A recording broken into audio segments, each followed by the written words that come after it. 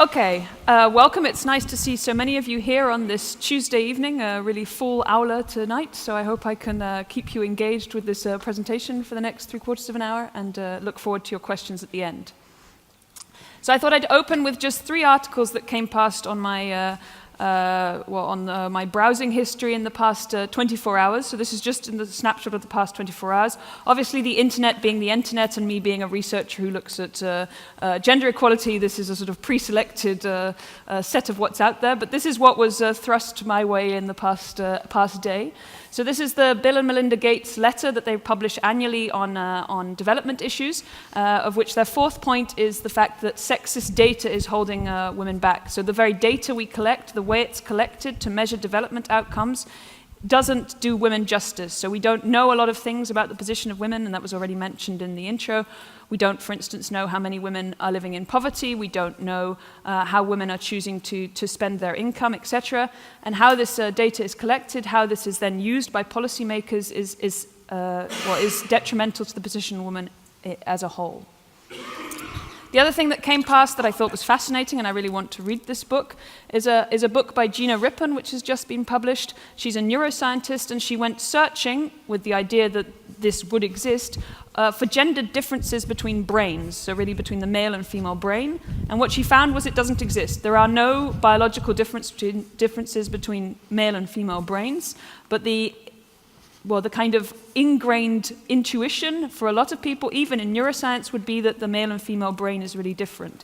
And she's published this book on this, and I haven't read it personally, but the interview is quite interesting. So this is an example of how, even to the level of how our brains function, there are ideas about that men and women are somehow very distinct, but that this is not necessarily the case. And the final article I came across, which was shocking, but I thought interesting as well, was the fact that in kind of a work setting, the presumption is a male physique. So from stab vests to the temperature that your office is at, it's based on male metabolism, male bodies, and that this is also detrimental to women. This presumption of a male body in that working environment. Even crash test dummies are based on a male physique, if you like. So even when we achieve other sorts of gender equality, there's still progress to be made. But that was just a brief kind of snapshot of some of the facets that come up in contemporary discussions.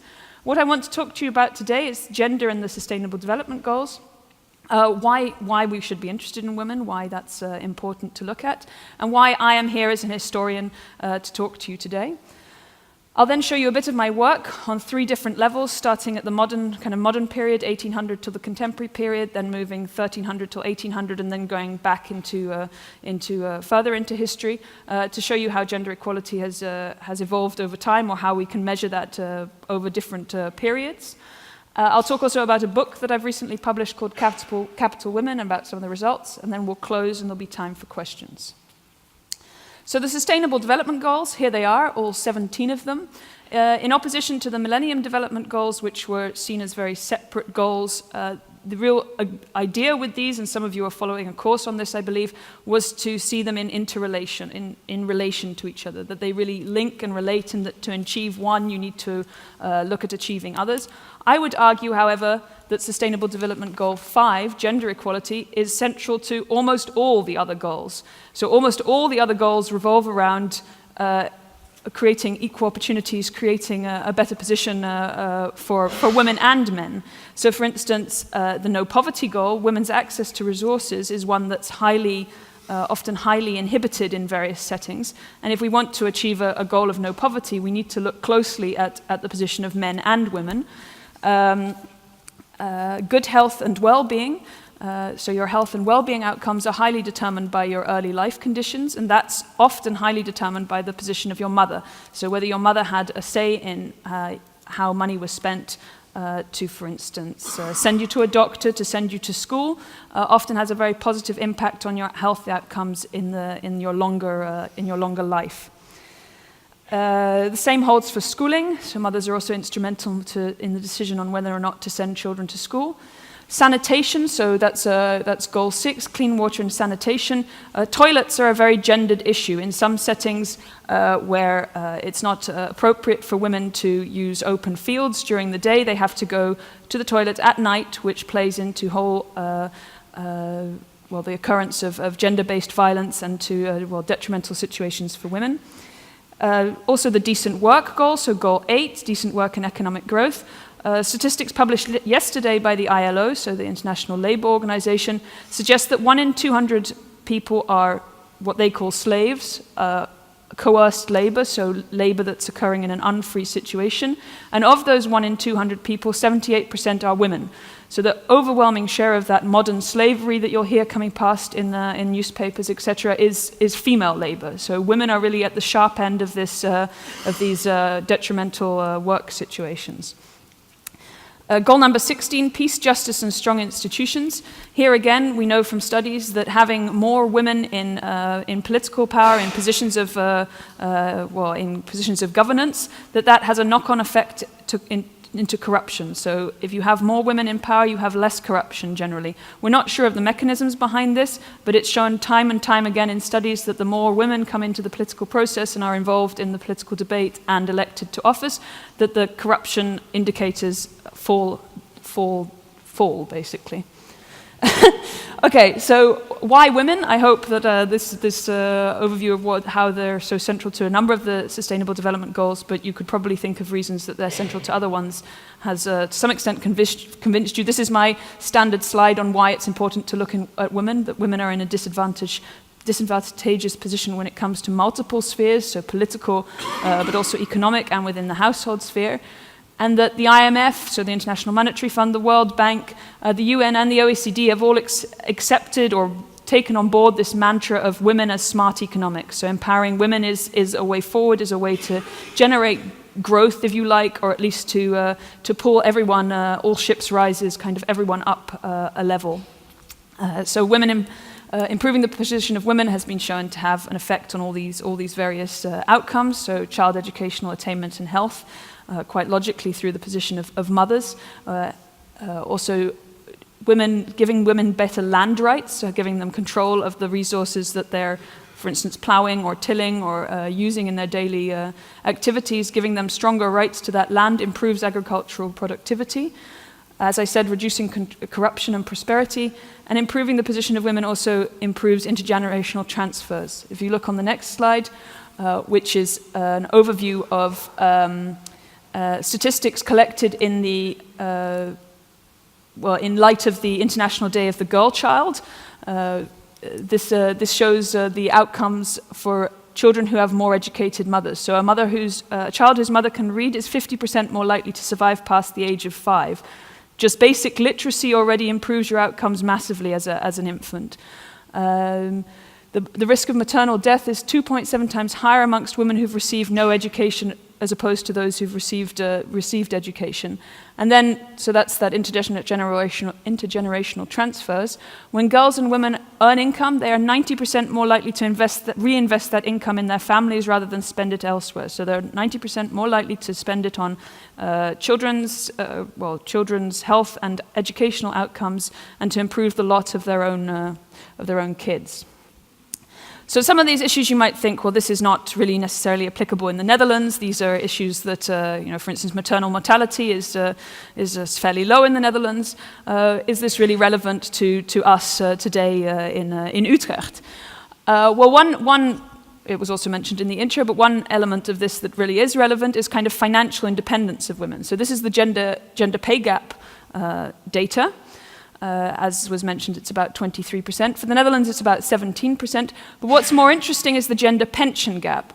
So if you look here, you'll see that for almost all countries, the gender pension gap is substantially larger than the gender pay gap. This means that women, over the course of their lives, that's the cumulative effect of that gender pay gap. So women being paid less than men subsequently have less in their pension period.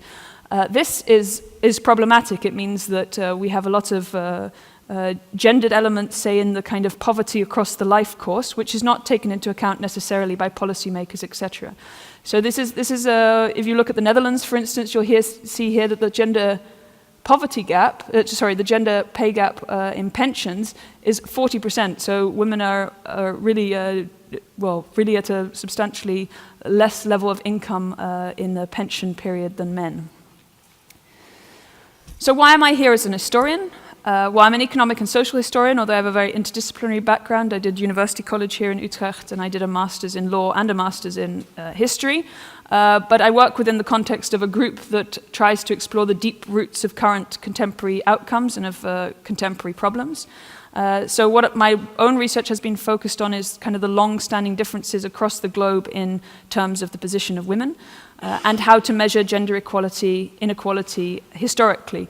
So there's challenges measuring it today. You can imagine those challenges when you go back to the historical record, where you don't have the opportunity to go and interview people necessarily. They become larger, if you like. So we're always searching for new ways to try and capture the position of women relative to men.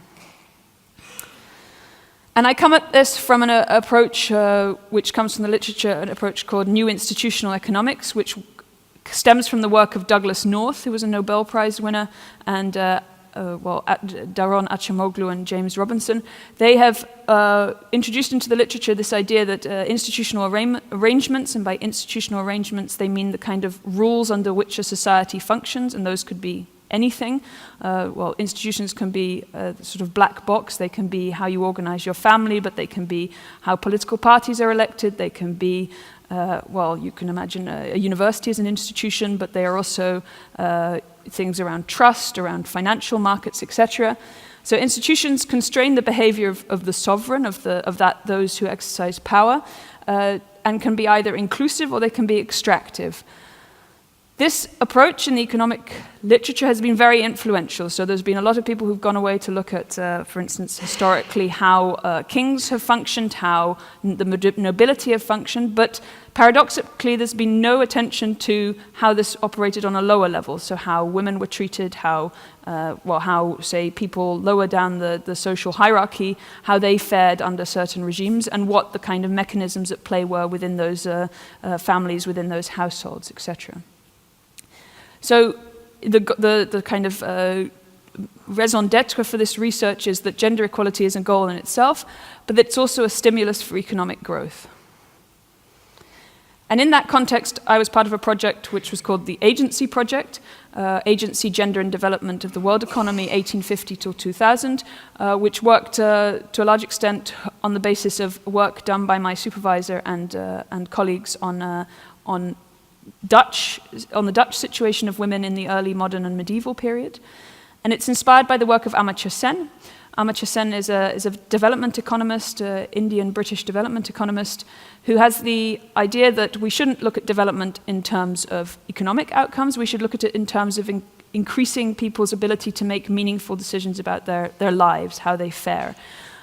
What they do with their lives. And this ties very well with the Sustainable Development Goals. In fact, Amartya Sen is influential enough to have influenced the kind of policy debate, at least around the establishment of the French development program, etc. So he is in the background of a lot of what's done in kind of development circles. And this has been a popular theory in the application in say, development studies, but it hasn't necessarily flown through or gone through into application in new institutional economics and in economic history generally. So that's what my project sought to address. This is the book that came out of it, which we published last year, where the results of the various projects are included, but some of that you will see today. So this is the kind of, cliché image of what new institutional economics has tackled. What they've been interested up until now is, say, the Sun King Louis XIV, his kind of absolutist monarchy, and how say checks and balances on power can be established in such a situation. What I'm more interested in is the other photo, is this obviously what is also a power dynamic. So what you see here is are photos from a project to document the incidence of child marriage across the globe. This is an Afghan bride with her husband. She's 11 years old. She's been married off to a man in his 40s, and she's been married off to settle one of her father's gambling debts. And there's two things going on here that are the kind of data that I look for. There's the fact she's so young, she didn't have a say over this union, and there's the fact that within this union she has this 30-year age difference with her husband. This is also a power dynamic, if you like. We know from the literature that women with large age gaps between their husbands and themselves, say on a general level, that they tend to experience more spousal violence, that they tend to experience younger childbirth, that they tend to experience less say in the investments in their children over the course of their children's lifetimes. So what have the findings of the research that I've done shown? They've shown significant progress over the course of the 20th century, but that gender gaps across the board still persist. They've shown that regional differences are historically persistent, so they continue through to the present day. So it's not that countries jump across the board across the years, they really do stay at their relative rankings.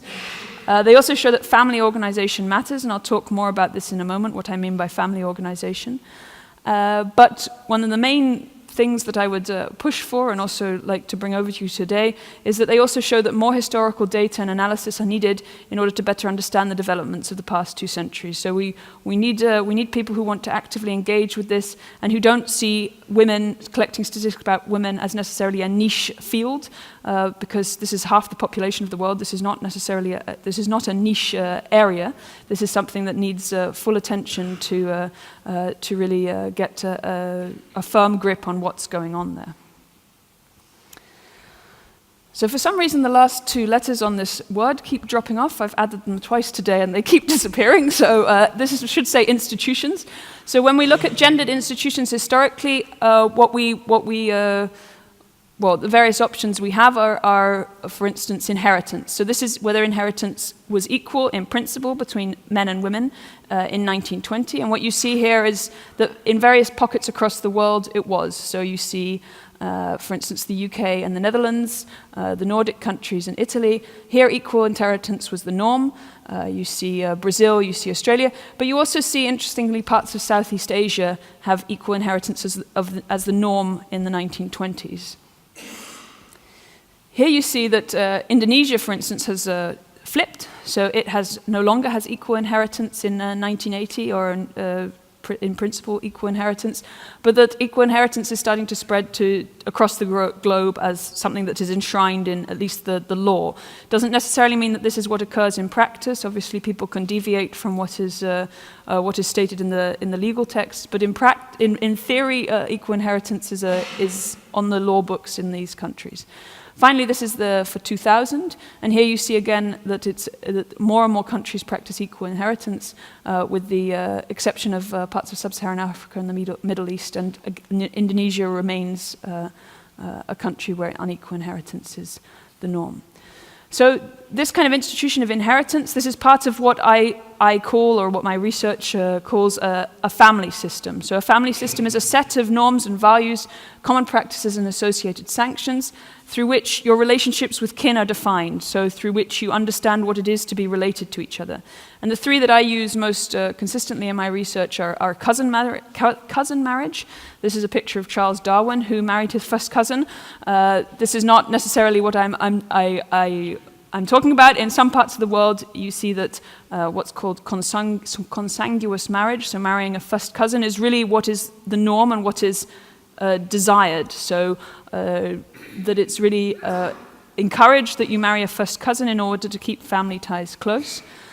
Inheritance, so we look at, for instance, whether men and women could inherit equally, whether women could inherit at all, and co-residence. And what I mean by co-residence is whether it's the norm that you live in with your in-laws. So if you, as a young man or woman, marry someone, whether it's normal for you to establish your own household, or whether you go and live with your mother-in-law, father-in-law, etc., or whether you live elsewhere.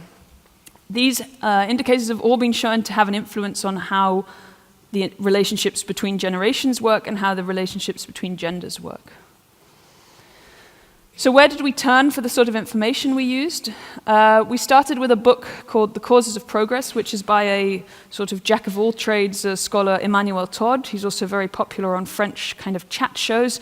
He's a little bit eccentric and has quite strong opinions, but he had these ideas in the 1980s about how the way that family was organized had a long-term impact on, say, how countries voted, how countries established political parties, and also how the position of women fared.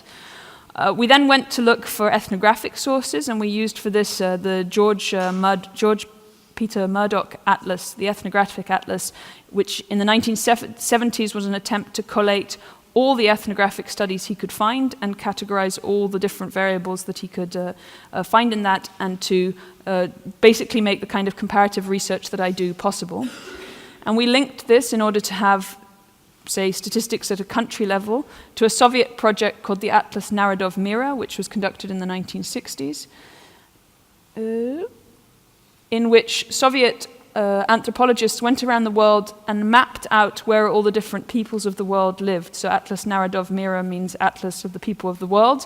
And they made these very detailed maps. Here you have India, but I could have picked any of the other countries, where they've really mapped out where do these different peoples live, and then we've linked these two sources. So we've linked this ethnographic data to this kind of highly fine-grained population data in order to tease out where all the different population groups for which we have data, where they lived. These are further examples. So here you see the, say, Southeast Asian peninsula and the various population groups there. So that's how we looked at the family systems, if you like. We also we built a composite indicator, and it was mentioned in the introduction, the historical gender equality index. And for that, we used various indicators. So we used various indicators that we brought together to create this composite, this collected picture of how women are faring. So we looked, for instance, at the sex ratios for 0 to 5, so for age categories 0 to 5. This is an indicator of how young girls and boys are doing, in the sense that in a situation where girls are seen as less valuable, less will be invested in their health, and therefore they tend to die before the age of 5, or they are aborted before birth in a sex-selective abortion system. So there you will also see skewed sex ratios. So we also looked at things like the life expectancy ratio. All of these are in relation to each other, so it's women relative to men. So what kind of pictures emerge from this? This is across the 20th century with the picture that emerges for men and women for the world. So the blue numbers are the world, and the orange numbers are the Dutch population. So what you see here is from a life expectancy for women of 36 years in 1900. Women's life expectancy has doubled across the 20th century. So risen from 36 to 71 by 2000. Dutch women were already living substantially longer in 1900. They were living till 53, and they've increased their life expectancy by 2000 to 81.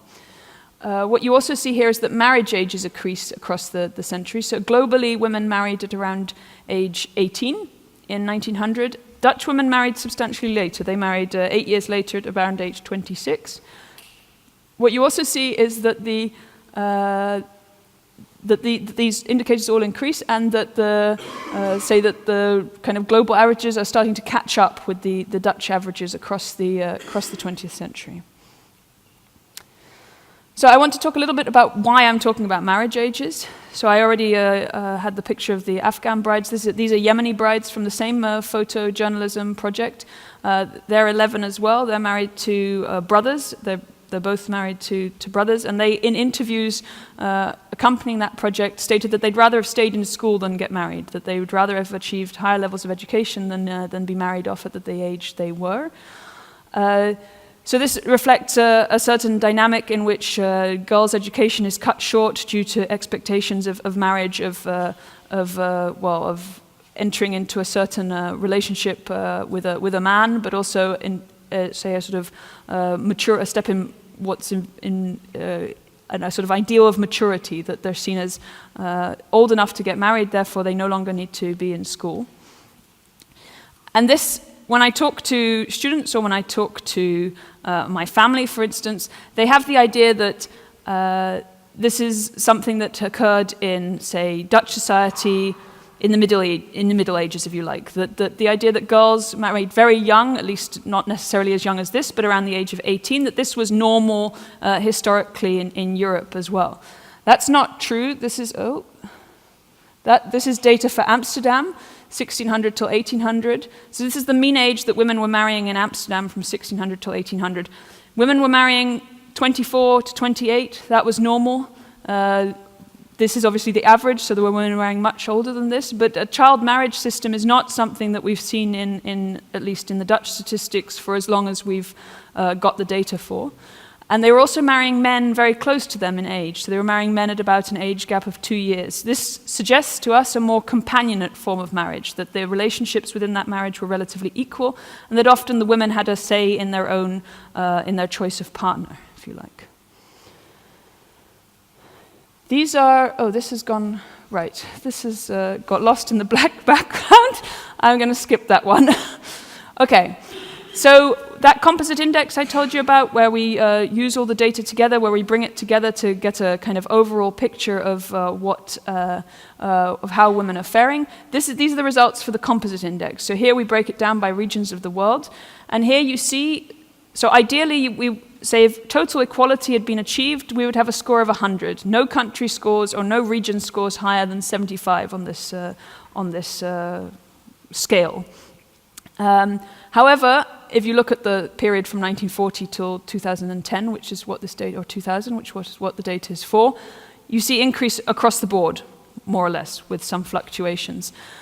But you see that, for instance, the Middle East and North Africa, Southeast and Southeast Asia, that they retain their, say, low ranking in these graphs, that they've made progress, but that their progress has not necessarily caught them up to the rest of the world.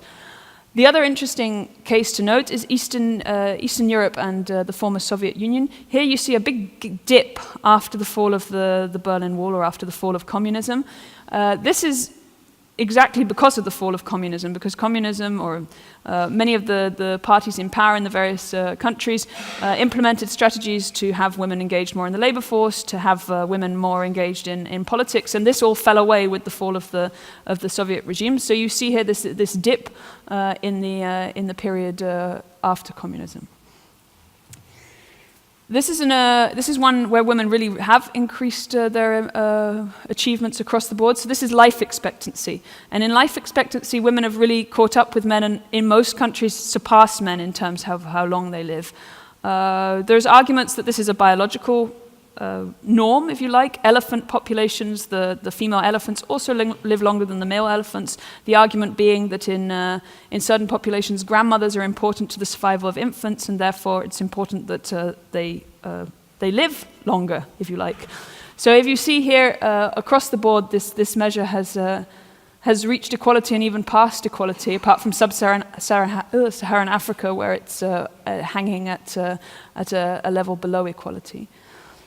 But this optimistic picture obscures a somewhat less rosy picture, which is that of sex ratios. So when we look at those sex ratios from 0 to 5, when we look at how well male infants or female infants are doing relative to male infants, the picture has generally worsened. In one way, this is to be expected, because a lot of the childhood diseases that kill infants kill men at a higher rate than women. So a lot of boys die off in early infancy in situations where medical care is not at an optimum. But if you look at East Asia, the extreme drop there is caused largely by sex-selective abortion. So this is really the effect of China and India and a handful of other countries having the ability now to determine sex of a fetus before birth, and preventing that child ever being born. So if you see, if you look at this picture, say in contrast to the life expectancy picture, you see a somewhat less optimistic picture of where we're going. And this ties in with this graph, which shows the correlations between the indicators I talked about and GDP per capita, and particularly the sex ratios one. You see that as countries get richer, that correlation between sex ratios and GDP per capita worsens. So as countries get richer, there are fewer girls to boys in the population. So this is a worrying development. But so that was my, say, more contemporary research. Other work I've done has focused on the 1300 till 1800 period. And here we've tried to find, or we've had to find even more novel ways, if you like, of looking at the position of women.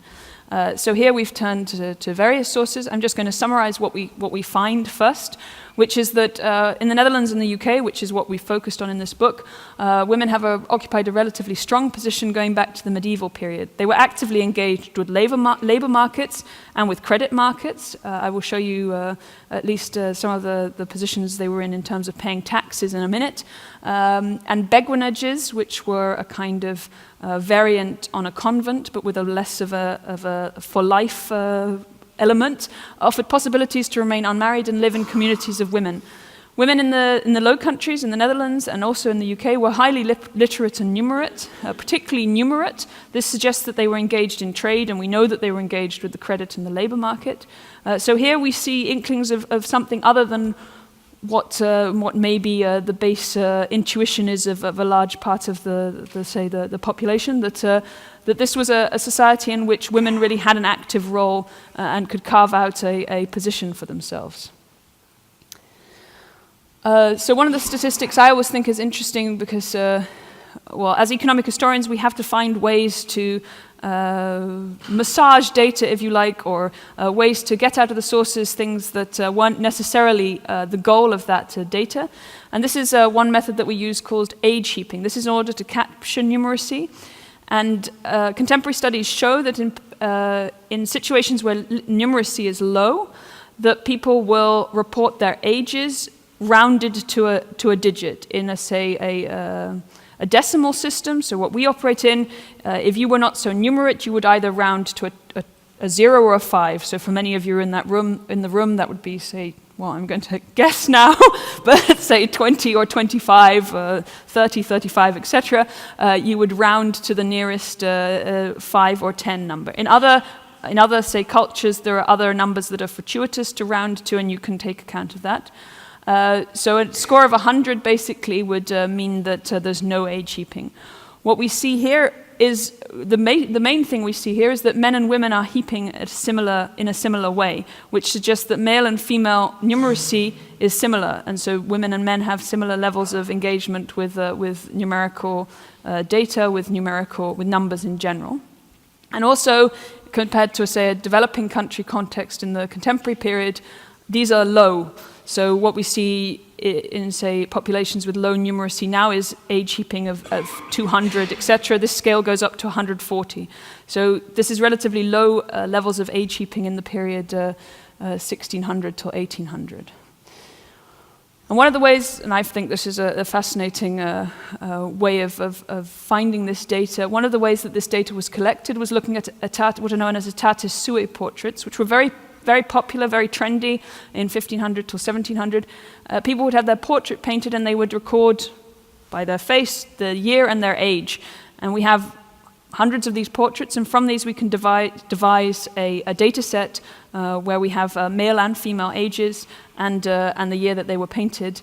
Obviously this is a quite affluent part of the population because they could afford to have their portraits painted. Other ways we can access this data or collect this data is, for instance, from marriage records, etc. And that's the more general way of doing it. But this is one way that in the book a look is taken at this. So in one part of the book, we wanted to look at how female-headed households, so households in which the woman was in charge of the resources, were faring relative to male households. And this data is for Edam, so just outside Amsterdam, and the surrounding countryside.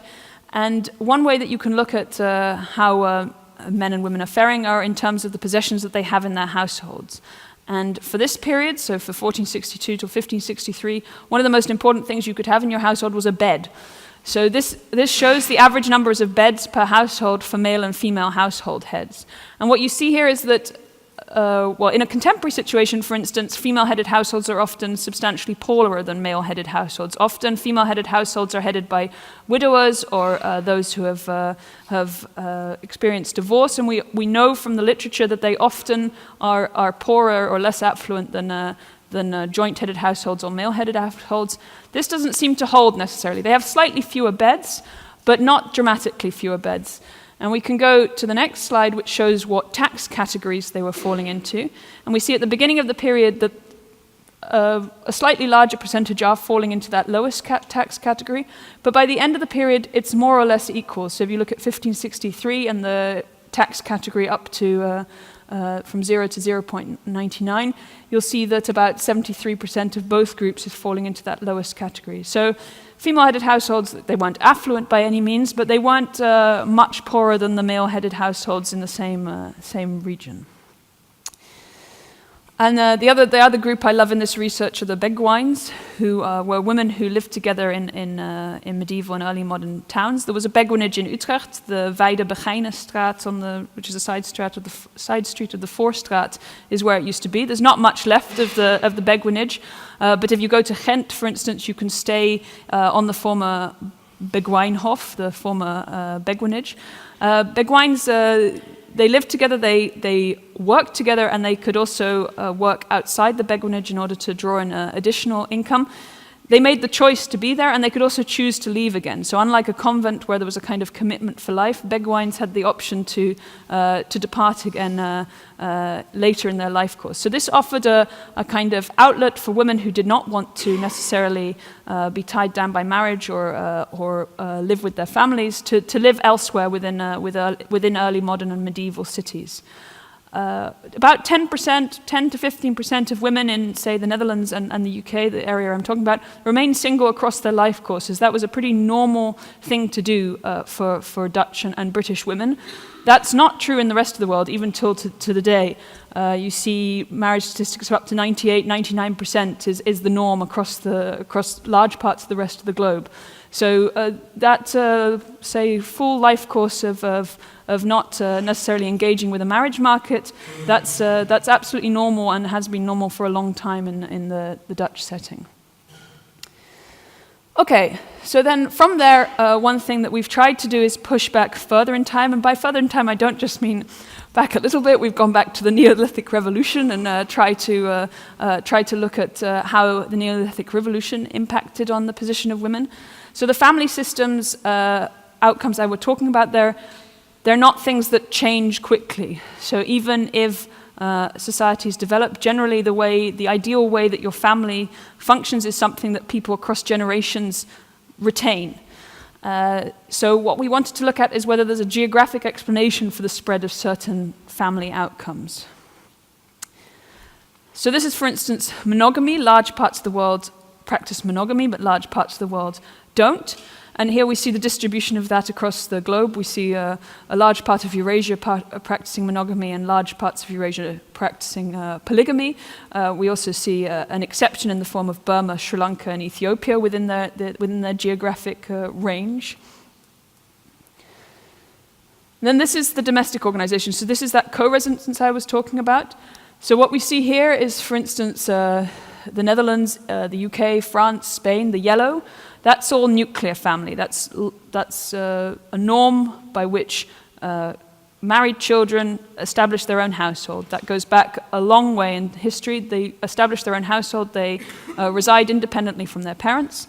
The purple is these joint households where multiple generations of generally brothers bring their brides into their parents' households, and they co-reside across their life course. They have their children within the context of those houses.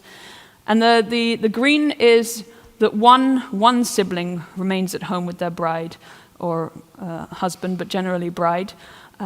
So in that situation, the eldest or the youngest child brings their bride or husband into the household and lives in that household across their life course. So here again we see a kind of mass of purple in the middle of the Eurasian continent, and then pockets of different types of behavior around the outskirts, around the edges of the Eurasian continent. So what we tried to do was bring all these different features together into a sort of composite index. We used multiple different indicators of the position of women within their family context for this indicator, and to kind of get an overall sense of how women are faring within what we call the female friendliness of their family institutions. And here again we see this picture of around the edges of Eurasia, different patterns occurring than in the center, if you like. Russia is obviously a large landmass on this picture, so it dominates a little bit the visual impression. But if you break it down also to a sub-national level, we see these patterns emerging with particularly, say, throughout parts of Asia and Africa, quite detrimental family institutions for the position of women. And so we try and test whether these patterns determine outcomes today. We use for this data from the World Values Survey, and in the World Values Survey, they attempt to measure things like, is there a positive attitude to single mothers? Are women accepted in positions of power? They ask questions like, if there was an economic crisis, would men's jobs be a priority, or would women also be allowed to compete for those jobs?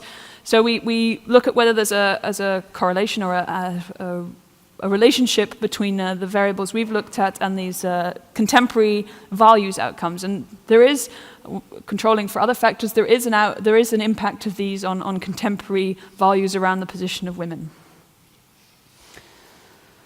So what we tend to observe is this core pattern of Eurasia, so the core of Eurasia with these patriarchal family values, as opposed to more female-friendly systems on the outskirts of Eurasia.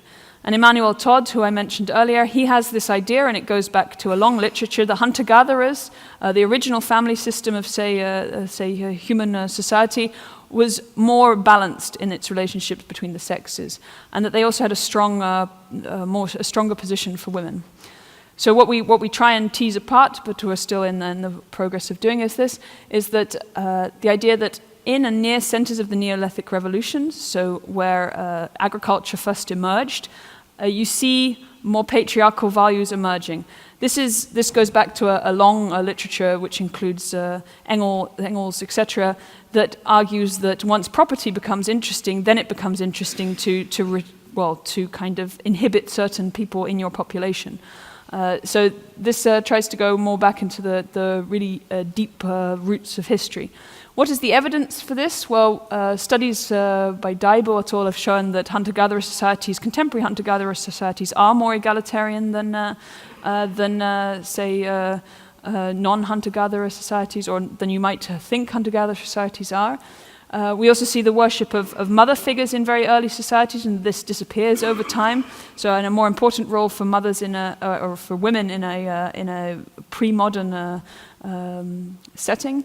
And as I said, these ideas were picked up by Lewis Morgan and Friedrich Engels and developed into the basis of the feminist critique of Marxist theory. Interesting work by James Sussman shows, for instance, on a more less gendered plateau, if you like, less gendered approach, that hunter-gatherer groups in Kenya, where he's an expert, do exhibit more egalitarian behavior in terms of the distribution of food, etc., than you might expect.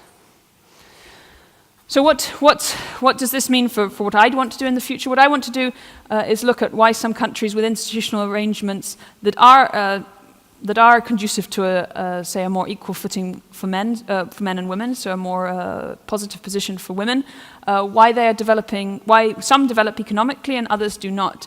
And so is it really economic growth we should be looking at? And for this, two of the countries I'd be interested to look at, but these are just the two that are currently top of the research agenda, are Sri Lanka and Burma. Both, if you looked closely at the maps, you'll have seen that both have population groups with a long history of nuclear family organization, for instance, that married couples don't co-reside with their in-laws, and both show signs of very positive outcomes for women across the historical record. So I have that on the next slide. Sri Lanka achieved maternal mortality reductions and life expectancy increases very early on in the last century relative to its income level. And Burmese women were remarkably literate compared to their Indian counterparts. If you look at the British census in the 1880s, say 10 to 20% literacy, whereas literacy in most of the rest of India was below 1% for women. So these are the maternal mortality statistics for Sri Lanka, the Netherlands, and the United States. And what you can see here is that Sri Lanka has made massive progress in reducing the numbers of mothers who die during childbirth, and that say relative to the US now, the US has experienced an increase in this measure in recent years. Sri Lanka is now doing as well as the United States in terms of this, with a GDP per capita of far lower than American GDP. So there is a signal here that something else is going on than pure economic growth, and that countries which have a certain set of institutions around how women are treated fare better in these kinds of wider development outcomes. So my conclusions, and I think you have heard that multiple times in what I've said today, is that data limitations are really, well, they really affect this field. We can't say anything, for instance, about violence against women. Tracing the gender wage gap across history is very difficult. It's something that a current project I'm involved in is trying to do, but it's very hard to do, certainly for a global scale. So the sex ratios data I showed you, ideally we would have this in a different age range to compare to contemporary data, and also to really capture the issue of infanticide, so the active killing of female infants, but we don't have that data. So much work remains to be done both in a historical and in a contemporary setting to address these data, these, say, holes in the data collection. What I really want to stress is that collecting data on this sort of thing isn't just a woman's issue. It shouldn't be considered a niche aspect of the data collection that's only relevant for women, but that this is really important for capturing how all people are faring. It's important for how children are faring. It's important for how, well, half the population are faring, but it's not a niche topic. And that women are of fundamental importance to sustainable development, but that any policy to improve the position of women really has to take into account the context of the institutional arrangement in which they're functioning. So one of my one of the policies I think is most interesting, which has really worked in an Indian context, is this in Piplantry. The idea here is that for every girl born, 111 trees are planted and money is put aside in a trust fund. This is in order to pay her dowry when she gets married. So one of the reasons female infants are less valued in certain cultures is that when they get married, a dowry has to be transferred along with them in order to well, make the marriage financially interesting for the groom. And a father of a young girl who died due to, well, she died, and in her name he set up this policy within this village, and he was the head of the village council, so he could really push it through, by which when girls are born, trust is set aside with money, these trees are planted, and the crops of these trees are used in order to increase that trust fund, and the parents sign a contract in which they state that she will not marry until she's 18 and she will receive education, and that the trees will be cared for. This has been remarkably successful. The levels of female infanticide and the sex ratios in this village have really well, improved dramatically. And this shows how you can't just from the top say we're going to do this and try and project that onto a whole society. You really have to look at what the institutions are, why women are being treated detrimentally, what the kind of relationships are between people, and try and find, I would say, tailor-made solutions to the problems in certain countries. So this I find a very interesting example of one that's really come bottom up and functioned very well. And I just want to leave you with these three quotes. So the first is The Economist, with the kind of idea of women as smart economics. Forget China, India, and internet. Economic growth is driven by women. But the other are far more historical. So this is Tacitus, writing in 98 AD, this is his Germania. So this is describing the tribes of Germany. And he says, the young men are slow to mate, and their virility is therefore not exhausted, nor are maidens rushed into marriage. As old and full-grown as the men, they match their mates in age and strength, and the children reflect the might of their parents. These equal marriage ages, they go back far in time. You can see this being reflected by Romans writing about their empire. The last bit of this quote has fallen away, but this is a traveler to Burma in the late 19th century who really sees these women in Burma in opposition to the women in India. So he records that utterly unlike their miserable sisters across the border, these Burmese women enjoy absolute liberty. So commentators all throughout history have seen women and the position of women in opposition to each other. But it remains the work of hopefully people in this room, but also me, to capture that in ways that we can use to really measure how they were faring across time. So I think I've come to the end of my time. I have. I'd like to open the floor to questions, or is that not my role? Is that yours?